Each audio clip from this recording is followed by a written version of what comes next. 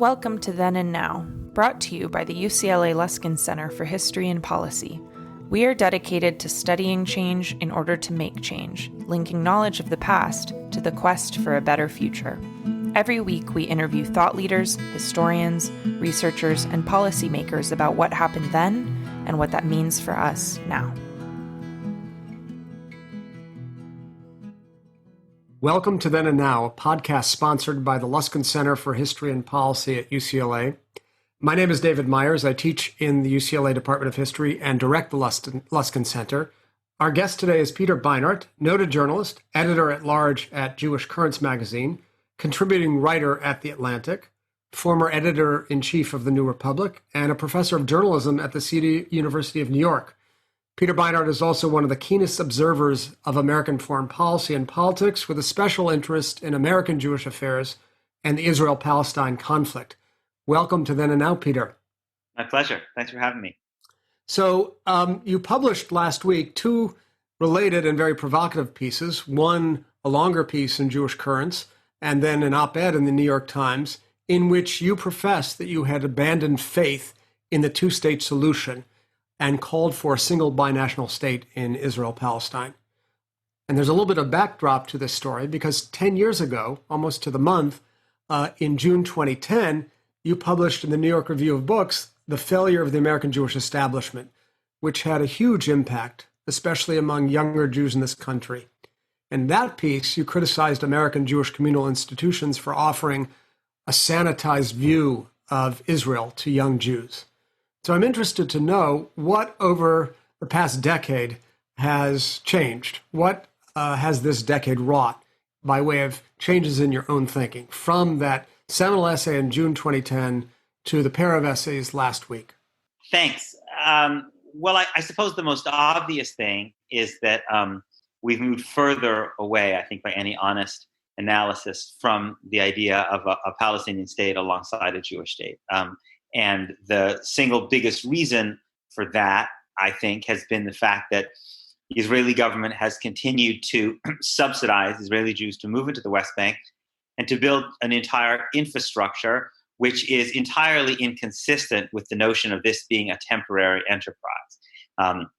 As I mentioned in my essay, in 1982, the former deputy mayor of Jerusalem, Meron Ben-Veniste, who was one of the kind of keenest observers of facts, of realities on the ground, said that if they were 100,000 settlers in East Jerusalem and the West Bank, that it would be impossible to create a viable, contiguous Palestinian state. There are now 650,000, and Israel has last year built its newest medical school in the West Bank. Two of its Supreme Court justices are in the West Bank. So I don't need to tell you, as you are a real historian, that it is impossible to say with absolute certainty that any historical eventuality is impossible, right?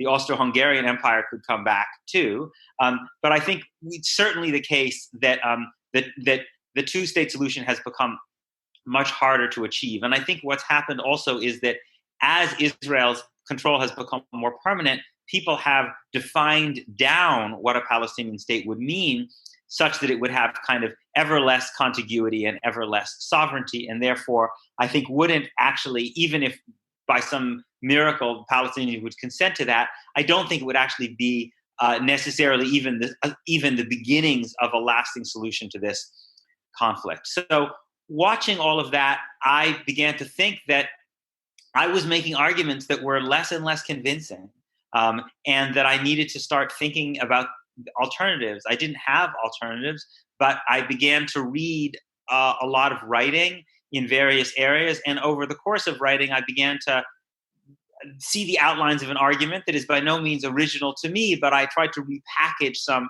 previously existing arguments and materials in a way that I felt like might be able to be heard by particularly a Jewish audience. So let's go back to that essay. I mean, we're going to talk more about the proposal that you advance in the current set of essays, but what were you trying to do in 2010? What did you want to say about the American Jewish communal establishment, and how has that changed over the last decade? You noted the increase in the number of settlers, but what you were addressing in 2010 was what's going on here in the United States, and I'm interested to know how you think that's changed on the ground. You know, you can look at the glass as half full or half empty. The half empty way to look at it from my perspective is we still have the same basically dominant American Jewish leadership. From AIPAC to the federations to the Anti-Defamation League, which just said that my essay in the letter to the New York Times was anti-Semitic. That they're still playing by basically, I would say, the same rules, and I think playing unfortunately, a very destructive role, both in terms of the fight for human rights in Israel-Palestine, but also in terms of, I think, often a really destructive, people like to talk about cancel culture a lot these days and about intimidation. And I think, unfortunately, the organized American Jewish community is one of the worst offenders in kind of throwing around, claims of anti-Semitism with a promiscuity that would have made Al Sharpton blush during his heyday, But on the glass half full side, I think there has been a kind of a response by younger American Jews, the creation of groups like If Not Now and Open Hillel and J Street U. And I do think that there has been a more mobilization against that moral corruption by progressive, young, committed American Jews. And I believe that as that generation moves further into adulthood and is buttressed by yet another generation, just as generational politics are changing American politics in general, that over time, this will also change American Jewish politics for the better. And I wonder if it's possible. Both you and I know that it is a possibility that younger generation, rather than pause at the border, as it were, of Israel-Palestine and bring to it a new measure of moral probity, will simply check out and say, that's no longer of interest to me, unlike the parents and grandparents' generation for whom that was the guiding issue in their very Jewish existence. Yes. Look, there's certainly the case that I would say the majority of younger Jewish Americans, I would use the term Jewish Americans advisedly, because I think for most, I think that the American identity is stronger than the Jewish identity. That it's true that there are so many other issues. American democracy is in crisis. Structural racism in the United States, climate change. You can hardly begrudge people for focusing on these other things, and also in every generation, not everyone wants to be a political activist. But I don't think you need a majority of young American Jews to have a profound impact. Movements for change can have a huge impact with a smaller number of committed people, and I think that there has been an investment in Jewish education in the American Jewish community in certain ways. And what we are seeing is that some of the products of that infrastructure, whether it's Jewish camps or Jewish schools or Jewish youth movements or rabbinical students or people who spent time in Israel on various programs but have also had interactions with Palestinians, that from that constituency, I think we are seeing a group of people who, because being Jewish is precious to them, and because they do feel a sense of moral responsibility and connection with what happens in the place where almost half of the Jews on earth live in Israel-Palestine, they are engaging. And so I think that those people in themselves, even without the majority of their contemporaries, can have a really important impact. Yeah. And as you speak of that, it reminds me of a certain irony, which is, in many ways, you addressed your essay in 2010 and the pair of essays, and particularly a Jewish Currents essay, to a Jewish audience. You spoke from within the depths of your own Jewish being to a Jewish audience. And yet, very frequently, then and now, the reaction of many Jews has been ferocious, fierce, and even suggesting that you don't belong within the confines of the Jewish community. Is that an accurate read? Yeah, I think so. Look, that's the most natural way for me to write. It just feels comfortable for me. I think I, like you, am not a pure universalist. I think a lot about the welfare of the Jewish people, and that. So it's natural for me to address the community that I feel very deeply a part of, even if some of the members don't want me to be part of it. I also think that it's where I have more to offer. I'm not a Palestinian. I'm never going to be should be the primary voice in explicating kind of Palestinian desires and demands. But I do think I can try to take certain information and material and try to put it in a context that may make it easier for Jews to hear. And even if many respond negatively, the fact that better from my point of view that they respond than that it's ignored completely. And I also can attest from my own journey that I don't just think about these things. I mean, you write something, and especially with the internet, it lives on. So my feeling is that the referendum on a piece is not constituted simply by how people respond in the next few days or weeks, but that it remains there, hopefully, for others as they go on their own journey. And as we've talked about privately, I believe that in many ways, tragically, the events that are likely to come to pass in the future will bring others, even perhaps very reluctantly, to have to go on their own journey to consider some of these ideas. Okay, I want to go back to the original framing of your larger piece, which is Yavne, a site from first century Palestine of great significance. Could you explain to our listeners why you chose Yavne and what it represents? Sure. So very famously in Jewish history, as the Second Temple was being destroyed by the Romans, and with it, the city of Jerusalem, that Rabbi Yochanan ben Zakkai, an important rabbi of the period, asked the newly installed Roman Empire Vespasian to give me Yavne and its sages, Yavne being a city in the north. And the notion was, allow us to start again. This framework, a framework where for the better part of 1,000 years, Jewish worship had been focused on a centralized temple and animal sacrifice and other kinds of sacrifices as the way of connecting to God. Let us begin again. Now, some people have criticized this analogy and said that there are lots of differences between binationalism in 2020 and the call for Yavne. Of course. But for me, Yavne was really mostly a way of saying, of a recognition of an ending, of a certain kind of an ending, and a willing and represented a kind of a willingness to think differently, with the recognition that thinking differently need not mean the end, that it can actually mean a new beginning which carries forth great possibilities. And from Yavne came the rabbinic Judaism that we still live with today, the Judaism which is centered on synagogue and study hall. And so that's what I meant by Yavne. I wonder, just to carry the metaphor forward a bit, do you imagine the current state of Israel and its political trajectory as headed to a chorban, as headed to a destruction, such as preceded the creation of Yavne as an alternative to the temple-based Judaism of the first century? I mean, I can't predict the future, and I don't imagine that Israel is going to be conquered by a foreign army in that way. But I do believe that we are headed towards other kinds of disaster.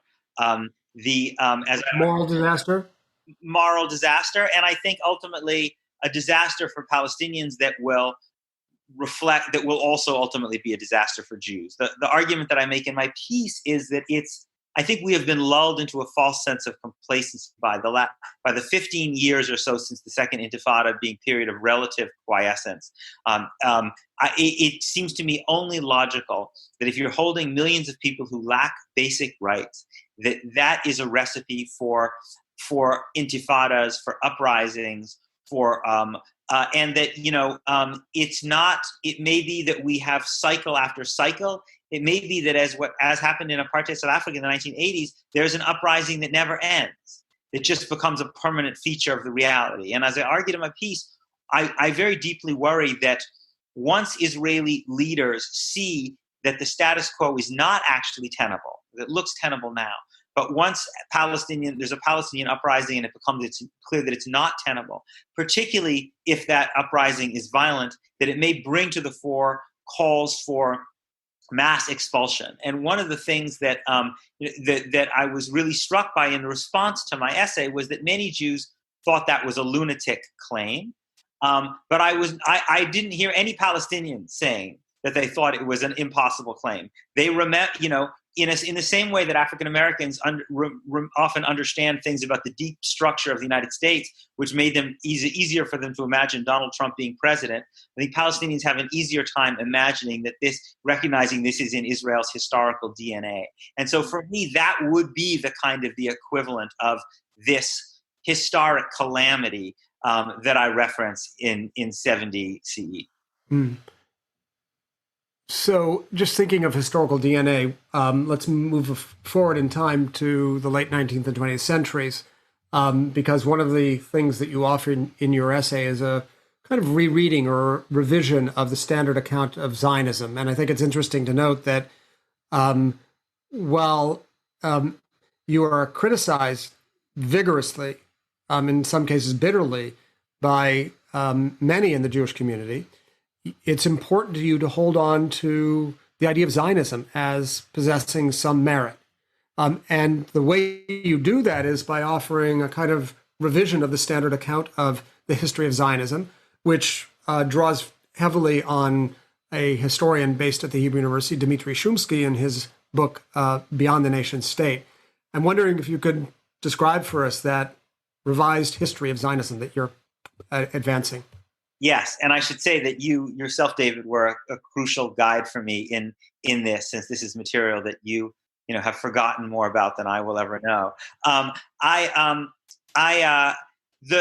argument that Chomsky makes, which is controversial, but I think is really important as a kind of a counter to the standard notion we have, which is essentially sees Zionism and Jewish statehood as essentially the same thing, was that up until the 1940s. What Zionism meant for not just quote unquote cultural Zionists like Achad Ha'am, who people might recognize as not necessarily being invested in a Jewish state, but even for people we think of as political Zionists like Zev Jabotinsky and Theodor Herzl and Leon Pinsker and even David Ben-Gurion up until a certain point, was open to alternatives to a mono-ethnic nation state, whether this meant autonomy, whether it meant a state that would explicitly recognize that it contained more than one nation, that there was an openness and a fluidity to this in Zionist thinking. And I think it's worth recapturing that because, not because we can mechanically reproduce something from another period of history, of course not, and not because these people were all angels by any means either, but simply because I think we need to ask ourselves, what is it that we feel we need from as Zionists, right? When I say I'm a Zionist, I mean I'm not a diasporaist. I believe there is something truly precious about having a Jewish society in the land of Israel that can create a kind of cultural production that's not possible, and even religious production that's not possible in the diaspora, and can be a refuge and a source of rejuvenation. And I wanted to ask the question and invite a conversation about whether in a post-two-state reality that Jewish home, that Jewish society could exist without a state. And I think Chomsky kind of allows us to entertain that conversation. And for me, I'm interested in having that conversation precisely because I am a Zionist. And for me, a Jewish society in the land of Israel is something precious. Right. I want to go back to your Zionism in a minute, but I should state for the record, my own view of Chomsky and Beinart, as you know, because we've talked about this, is that, yes, indeed, those either non-statist or multinational statist sensibilities indeed were present in all of the key thinkers whom Chomsky explores, but that by the 1929 incident at the Western Wall and shortly thereafter, there was a consensual view amongst the Zionist leaders of significance in Palestine that not only was there a need for a Jewish state, but a Jewish state with a Jewish majority, which really altered the discourse altogether and, to my mind, pushed that non-statist or multinational statist sensibility even further to the margins. So we do have some disagreements about that, but what is interesting is that it was possible for Zionist thinkers to imagine the well-being of the Jewish nation without the instrumentality of a state at important moments in Zionist history. And I guess I'd love to hear more about what your Zionism does look like. What is the content of it? And why is it so important for you to hold on to that term when most people would say you've pushed yourself beyond the Zionist camp? Right. It's important to me because, as I was saying, I think there is an enormous value to a Jewish society in the land of Israel. I'm not a Zionist in the sense that I believe that Jewish life in the diaspora is inherently meaningless and unsafe. But I am a Zionist in the sense that I believe that the Jewish world has been enormously enriched by the presence of a vibrant Jewish society in the land of Israel. Just the recreation of Hebrew as a living language is obviously only one really obvious example, and that society can produce things. It can have a public Jewish language of politics and culture that's not possible even in a very dynamic and large diaspora Jewish community like the United States. So for me, that's what's precious. Now, I think that the obvious response is, well, none of that is possible without the hard shell of the state. But I tried to take some pains in the essay to try to suggest that that may not, in fact, be the case. That first of all, that Jews would wield significant power in one equal state or in a confederation, and that the notion that we have of that absent a state we would face kind of cultural or actually real physical extermination is really a product in large measure of the narrative we have created about Palestinians, which draws on our own traumatic history and the Holocaust in particular, rather than a fair reading of Palestinian behavior. I think Palestinian behavior has been, by and large, although flawed in lots of ways, really conforms to the behavior that you see for lots of different kind of groups when they're denied individual and national rights. And that I think the lesson broadly, as I read the history of different divided societies, is that when people are provided equality and some measure of justice, that actually it becomes a more peaceful place, and therefore would be a place that was peaceful enough for Jews to have this Jewish society that we need. So before we go to the heart of the proposal that you advance, I want to just offer an opportunity to reflect back on your own practice and ask, because this is a podcast about the past and present, why was history so important to your framing this essay? Why the recourse to Yavne? Why the rereading of 20th century Zionist history? Why was history so important to embedding your proposal for a one-state future? I mean, I suppose it's because I'm trying to make the argument that what I'm proposing, although it may seem alien, is actually not made up out of whole cloth. That it's a different way of understanding and relating to our own history. And I guess I've in my writing, I'm not a professional historian, but I've always been drawn to looking for a usable past in my writing on a range of things, because I feel like it's often looking at past thinkers and historical moments often can get you outside of the limitations of the conversation at a particular moment, and maybe offer opportunities for new ways of thinking about things. And so that's why I was drawn to doing this. And I also felt that there is a narrative of the past that informs defenders of the status quo, a narrative of what Zionism is inherently, but also a narrative of the way Palestinians have behaved. And that it was really important for me to delve into that history to try to argue that there's an alternative reading of Palestinian behavior. Mm-hmm. Right. So this is a move very familiar to us from the writings of the German Jewish theorist Walter Benjamin, who said we must look back into the past, and especially into that which had been discarded into the dustbin of history, to see possible sources of inspiration. It seems like that's a kind of Benjaminian move on your part, to look back and see ideas that once were actually considered, but for one reason or another, set aside as possible sources of inspiration. When one thinks of the sources of inspiration on one hand, I think one also has to take stock of the sources of trauma, of historical trauma on the other.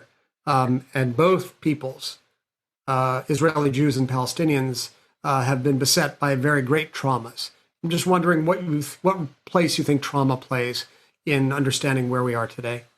I think it plays a huge role. You know, one of the books that influenced me in that I would really highly recommend is this edited volume by Amos Goldberg and Bashir on the Holocaust and the Nakba, and it's a series of essays that offer really fascinating little windows into ways in which those two traumas have been conceived by Palestinians and Jews at different moments and interacted with one another.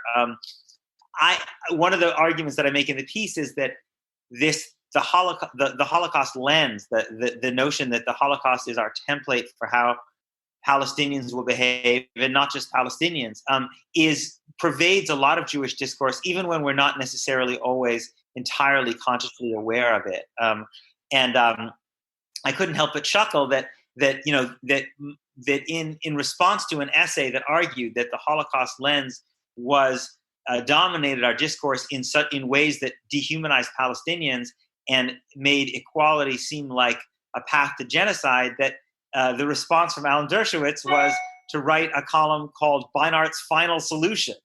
And again, I think I was just struck by the way in which this language is such. That's what people have at their disposal when they want to argue for basically this unjust status quo. So the trauma is obviously deep, but I also feel like the trauma is exploited and weaponized in various ways. And that with any historical trauma, there are different stories one can tell. I mean, one of the things that I've always really been fascinated with is that, among the universe of Holocaust survivors and their children are some of the staunchest right-wingers in Israel, and some of the absolute most uncompromising hardline advocates of Palestinian statehood, Palestinian rights, whether that be Norman Finkelstein or Sarah Roy or Amira Haas. And to a person, it's all their authentic expression of their storyline about what happened to them or their parents. And so it just shows that there's no right reading of history. It depends on what moral perspective you want to bring. Mm-hmm. Mm-hmm. Okay, so let's talk about the proposal itself, which is a call for a single state between the Jordan River and the Mediterranean.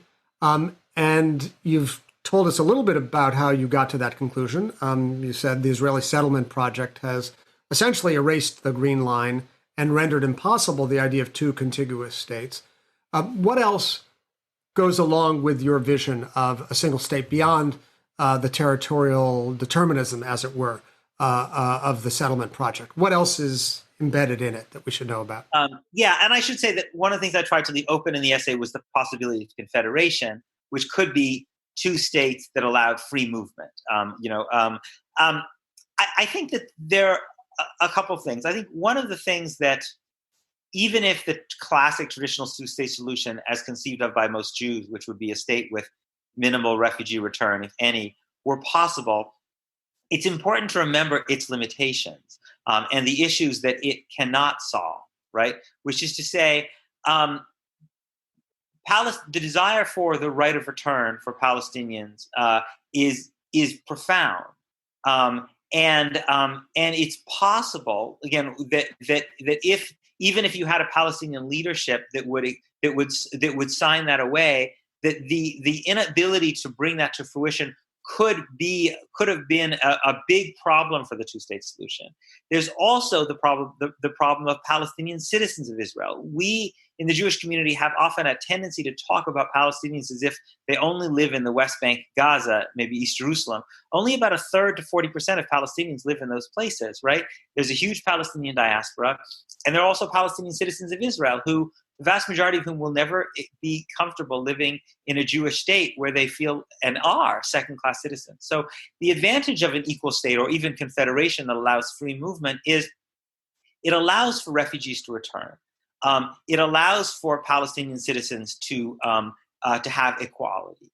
And it also allows for Jewish settlers to live in the West Bank, which is precious to them and for reasons that I entirely understand. Again, so long as they're willing to live equally alongside their neighbors, which would involve, now these issues will involve forms of historical justice that will need to quote reparations and various things like this. But I think that the point I try to make is that Israel is already a binational state.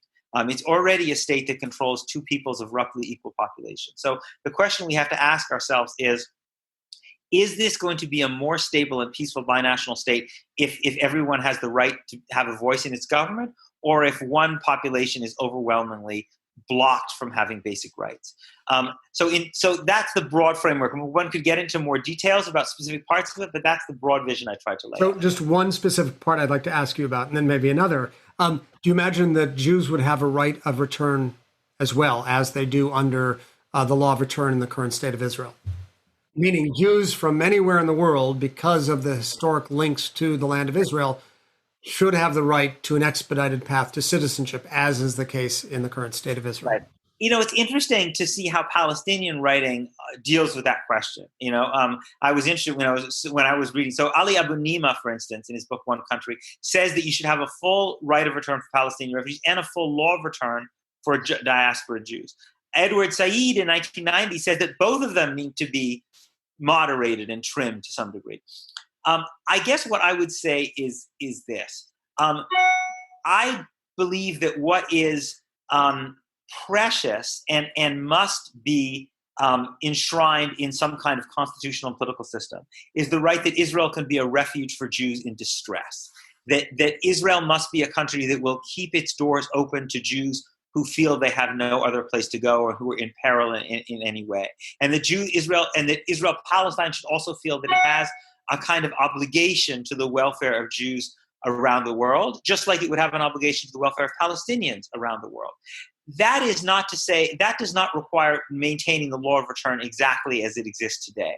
I don't necessarily believe that it's imperative that a Jew like you or me be able to fly to Ben Gurion Airport and get citizenship on day one for Israel to remain a refuge. But it does have to maintain the obligation to be a refuge for Jews in distress.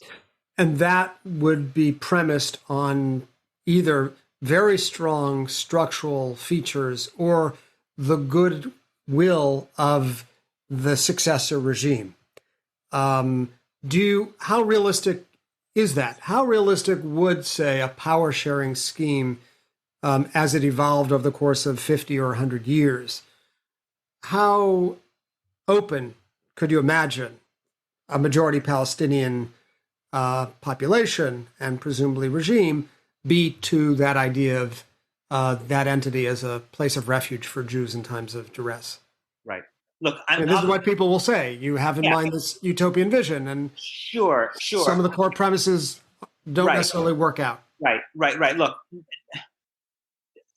an equal binational state, or even a confederation, will likely be difficult and messy and complex in a lot of ways. I mean, it is even in Belgium, which is in a more placid place. It has been in Northern Ireland, which is in a more placid region, even though it was very violent itself. It has been in Bosnia, which suffered enormous violence and now has a state which represents three different groups. So I can't provide ironclad guarantees that everything is going to go swimmingly for the next 100 years. But neither can my critics, which is to say, one needs to compare this path and the potential dangers of this path to the path that we are on now, which is, as I said, is a binational state which holds millions of people without basic rights. Those are the real world choices that we face in a kind of post two-state solution environment. I think that Jews, even if the Jewish population dips somewhat below 50%, as it well might, would have a lot of power to maintain their core interests. They would lose some privileges, but as I mentioned in the piece, white South Africans were 12% of the population. Israeli Jews are now 50% of the population. They have very strong ties to a very strong diaspora, and they have enormous economic privilege. And as I don't need to tell you from our own country, that for better and for worse, probably in most ways for worse, economic privilege also translates into political influence. So I think it is not unrealistic at all to believe that Jews can maintain their basic needs for communal autonomy and a society that can provide refuge. And again, I think part of the reason that many Jews find that so hard to imagine is that without being fully conscious of it, they have internalized a notion of Palestinians that is somewhat kind of irrationally or compulsively aggressive, hostile, intolerant. And I think that's part of something that we need to challenge inside ourselves, because it dictates what we think is possible. I would just say, again, because I've read a lot of Palestinian writing about one state. And I will say, again, I can't say that I've read everything, and it's the writing I've done is in English, but I've not been reading moderates. I mean, very hardline people. And I will say, I have not come across a lot of writing, the spirit of which is, our goal in creating this one state is to oppress and murder Jews. So much to take up. Some have said it's completely far-fetched to assume that the Israeli Knesset would vote tomorrow or in 10 years to essentially transfer authority away from the state of Israel as a Jewish state to some other entity. And you've just suggested that may seem far-fetched, but how reasonable is the alternative where you have this growing demographic imbalance between Jews and Palestinians in the area between the Jordan and the Mediterranean? And this prompted you to look at other examples where there is either power sharing or there has been a transition of power. The latter case being, of course, South Africa. And can you fill us in on what that comparative perspective taught you about the possibilities for power sharing, and then even preceding that, the transfer of power? Right. I mean, the first point is really just a very basic point, which is that what is unthinkable in one historical moment is not unthinkable in another historical moment, and that historical events, but also particularly mass movements, can change the parameters of what's politically possible. I mean, just look at the United States over the last few months. I mean, who thought in January of this year that a significant redistribution of resources away from the police was a politically imaginable, option? And yet it has been politically imaginable. So I think that that we, I think in some ways, one of the things that the settler movement has understood, for instance, on the right, has been that you actually can create new political realities. And I think that's the way we need to think about it too.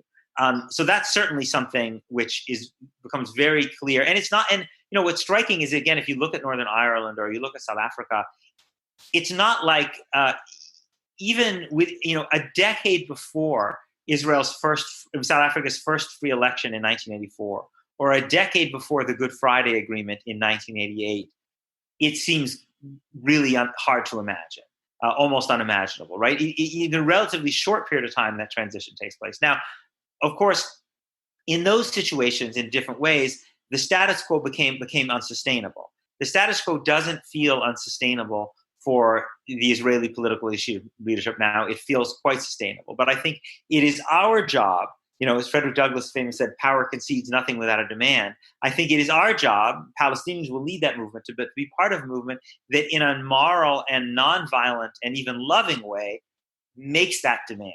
and makes the status quo, makes there be a price, not a price in terms of human blood, God forbid, but a price in other ways for the status quo. And so anyway, so those were some of the things. And the other point I would just add on this is, it's really striking if you look at some of these other situations, how in conditions of oppression, the dominant group assumes the group that lacks rights to be inherently violent and barbaric. I mean, I knew this from my own experience as a child of South Africans very much in the South African case, but one of the things that I was reading, one of the things that really struck me when I was researching this is I read a journal article which looked at British newspaper coverage of the IRA. And again, it was in some ways straight out of Jewish discourse of Palestinians. Barbarians, savages, bloodthirsty, et cetera, et cetera. You know, after the Good Friday Agreement, the IRA put down its arms. Right. So it seems to me a standard feature of a kind of colonial framing of the relationship between the civilized and the barbaric indigenous. And I'm wondering, does that seem like the appropriate framing for your understanding of the conflict, colonial or settler colonial?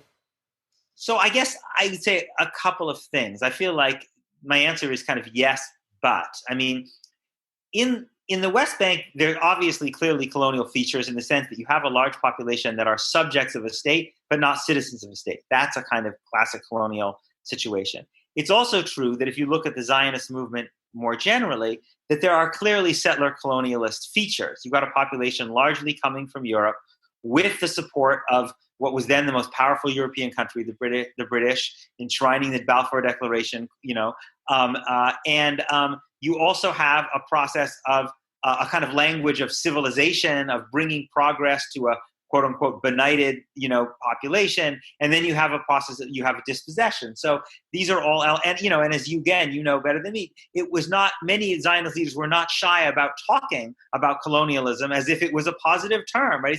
It's only now that it's mostly a negative term. For them, again, colonialism meant bringing progress. So they embraced that language themselves. What I think the settler colonialist framework misses is the historic Jewish connection to the land of Israel, which is different than, you know, the French in Algeria or the British in Kenya, right? That this is not imagined, right? I mean, this is actually a deep feature of Jewish history, and so you can talk about this having certain settler colonial dynamics, but I think it's also important, and I understand why it's not always easy for Palestinians to accept this, but I do think it's important for people to understand that Jews, many Jews, see ourselves as deeply connected to this land, not indigenous and native in the same way as Palestinians, but native and indigenous in a different way, and that, and I think it should be possible for us to retain that storyline and that deep belief, which is encoded in our most sacred texts, while also moving towards equality and justice. Right. It seems to me that denialism, denying the link of the other, denying the very existence of the other, is a feature shared by both groups, by both sides. There are ample instances of denialism at work that can be very disabling, along with that trauma that animates both sides. You know, the situation as you describe it and your proposal really upends for me the categories of realism and utopianism. You're accused of being a utopian, and yet you would say, people who criticize me, do you understand what might be unfolding? My vision, I suspect you say, is no more utopian and arguably less utopian than your putatively realist stance. Do you have that sense of these categories somehow being out of whack? Yeah, this is exactly right. That's an important part of my argument. My argument is that we should not ask ourselves the question, what is more unrealistic today, the two-state solution or one equal political reality. They're both utterly unrealistic today. We should ask ourselves which vision is more likely to be able to galvanize a movement that will change the balance of power in such a way that can change the status quo. And that's why I believe that a vision of equality is more realistic ultimately, because it is much more, I think, politically compelling and can produce the movement and the political power that makes the unthinkable thinkable. Whereas I think that the two-state solution, the classic two-state solution, can no longer do that. Just on that theme, what should we make of the Oslo years? The 8-year period in which the two-state idea stood at really not only at the forefront of diplomatic negotiations, but as this imminent ideal to be realized. How should we understand that period? An illusion, a mirage? I don't think it. I think that there was a very profound power imbalance that existed from the beginning. And it's interesting to read. I was rereading from this piece, Rashid Khalidi's book, The Iron Cage. One of the things he talks about is the way in which he felt that as a Palestinian involved in those negotiations, the Palestinians were completely outmaneuvered in the Oslo process. I think that for me, the kind of the core fatal flaw in the Oslo process was twofold. First of all, the Palestinians recognized Israel, but Israel did not recognize a Palestinian state and commit itself to a Palestinian state. It simply recognized the PLO as a legitimate negotiating partner, A. And B, the Oslo process never restrained Israeli settlement growth. So it created a situation where even as you were supposedly moving closer through negotiations to Palestinian statehood or some better Palestinian reality, on the ground, life for Palestinians was getting worse. And without in any way defending the suicide bombings of the 1990s or the Second Intifada, which I think were horrible and terrible mistakes and caused suffering and death even to some people who were close to me, I think to understand why the Palestinian movement went in that terribly, terribly counterproductive direction, it's important to understand that Palestinians over the course of the Oslo process saw their lives getting worse, not better, as Israel built more and more settlement infrastructure, even it was supposedly negotiating towards the end of Israeli control of the West Bank. And so those to me were two very, very significant problems built into the Oslo process. Could they have been overcome if Yitzhak Rabin had lived, if Benjamin Netanyahu had not been elected, if Yasser Arafat had not made the terrible mistake of kind of giving a wink and a nod to the Second Intifada? I don't know, but I know that these were problems from the beginning. Mm-hmm. So we're moving towards the end of our time together, and I want to just ask you what the process of putting out these two thought-provoking and provocative articles has been like. What's it been like for you, and what's the reaction been like? What's the reaction been like amongst Jews, in a certain sense, your first audience? What's the reaction been like amongst Palestinians?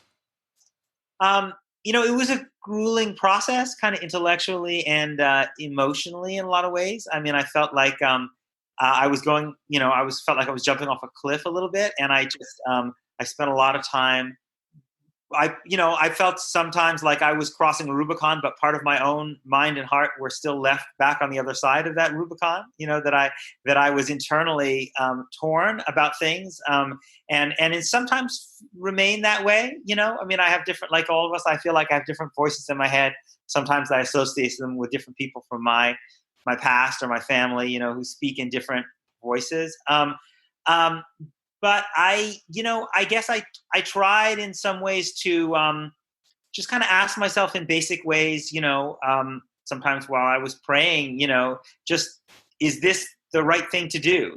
Does this feel right to me? And at the end of the day, I guess it did. In terms of the response, the Palestinian response has been really, really fascinating and to watch, and I think is helped me understand Palestinian politics and political discourse better. I think that there's been an ambivalent response. I think that there are many Palestinians who are happy who agree with much of what I've said, maybe not all of it, but much of it, and certainly are happy to see a Jewish writer think about an equality-based paradigm. And there's also a lot of resentment and bitterness that Palestinians have been making arguments like this and have felt marginalized and have felt like they have not gotten this level of attention. Not because they are, any less, not because they don't have thoughts that are every bit as, if not better, more, creative and substantive than mine, but because we do have a discourse that tends to privilege Jewish voices over Palestinian voices. And one of the things that I have been conscious of for a bunch of years, but I need to remain ever vigilant about, is that I use that privilege that I enjoy to try to focus people on Palestinian writing and voices, so that that they're not only hearing this from me, and so that they can have a much deeper and richer understanding of these issues. Because I cannot speak for Palestinians. In terms of the Jewish response, look, there's been a lot of hostile and angry response. I will note that the almost to a person, the people most angry at me for abandoning the two-state solution were not really people who believed in the two-state solution to begin with. Right? They are basically defenders of the status quo. I think that I've been gratified by a lot of people who've gotten in touch with me, some of whom I knew and some of whom I didn't know.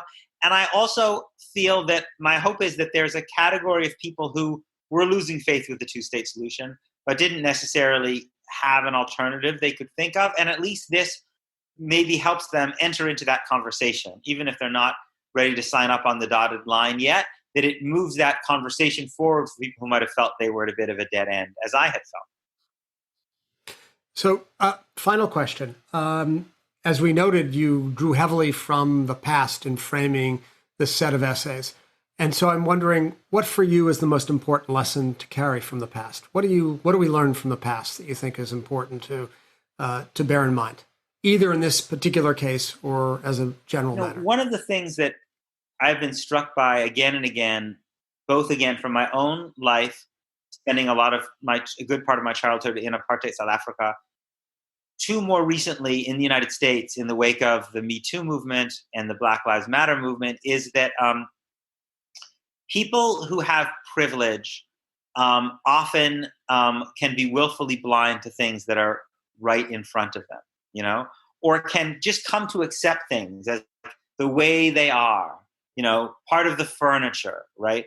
The fact that sexual harassment occurs so frequently and that women don't have an equal shot, the fact that police violence is so common, that structural racism pervades so many institutions, and that people of privilege can come to just accept these things as the way the world is. And yet, when things change, when the lens changes, usually because movements force it to change, we all of a sudden look with new vision and see that these things were totally unacceptable and horrifying all along. And we might say, how did people in the past, or even how did we allow these things to go on? And it's hard sometimes to, maybe that will be the way one day it is when people look back on the fact that we consume animals to eat. I mean, there are many things where one could imagine the kind of the lens shifting. But on this particular issue, I really believe, and I hope that we will come to a day, hopefully in not too long, where we look back on the fact that millions of Palestinians are not citizens of the country in which they live, and what that actually means for them, in a way that will not seem normal or something that one can rationalize away, or something that one can come up with various talking points to explain, but something that will produce visceral horror in us and say, how did people ever defend this? And I write partly because I just don't want to look back on myself as having been one of those people. Well, one can agree with Peter Beinart about the virtues of a single state or not.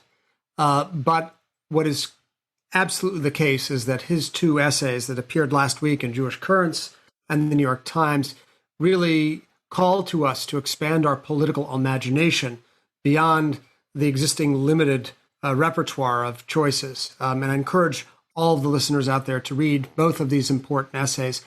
Peter, it's really been a delight to have you. Thank you very much for making time out of what must be a very, very busy period in your life. Absolutely. My pleasure. Thanks for giving me the opportunity. Great. Then and Now is a production of the UCLA Luskin Center for History and Policy with support from the UCLA History Department. Our executive producer is Maya Ferdman, and our guest today has been Peter Beinart. We're delighted to have you, Peter, today, and we look forward to having you again. Until next time, stay safe and have a nice day. Thank you for joining us this week on Then and Now. Then and Now is brought to you by the UCLA Luskin Center for History and Policy, where we study change to make change. For more on our work, follow us on Twitter and Facebook at our handle, @LuskinHistory. Our show is produced by Maya Ferdman and David Myers, with original music by Daniel Reichman. Special thanks to the UCLA History Department for its support, and thanks to you for listening.